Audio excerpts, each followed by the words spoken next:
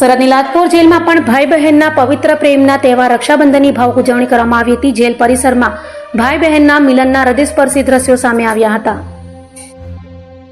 રક્ષાબંધનના પાવન પર્વે જેલમાં બંધ કેદીઓને બહેનો સાથે રાખડી બાંધવાનો અવસર મળ્યો હતો। લાંબા સમય બાદ ભાઈને મળેલી બહેન અને બહેનને મળેલા ભાઈ વચ્ચે લાગણીસભર ક્ષણો જોવા મળી હતી।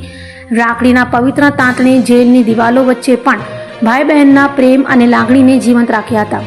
આ દરમિયાન અનેક ભાવુક દ્રશ્યો સામે આવ્યા હતા, જ્યાં આંખોમાં આંસુ અને હૃદયમાં લાગણી સ્પષ્ટ જોવા મળી હતી। રક્ષાબંધનના પર્વે કેદીઓ માટે પણ આ દિવસ યાદગાર બની રહ્યો હતો। લાજપોર મધ્યસ્થ જેલ ખાતે રક્ષાબંધન તહેવારની ઉજવણી કરવામાં આવી રહી છે।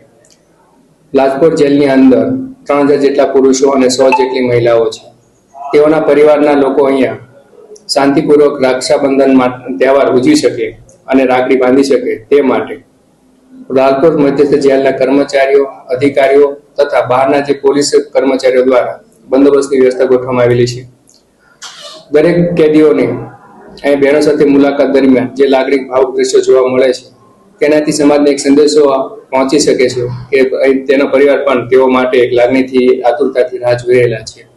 જ્યારે પણ એવા લોકોને સમાજમાં પાછો જવાનો મોકો મળે છે, ત્યારે તેઓ પોતાના પરિવારને ખુશ રાખે અને ફરીથી આવા કૃત્યો ના કરે તે માટે એક સંદેશો સમાજમાં ફેલાય એ માટેનો એક આ પ્રયત્ન છે।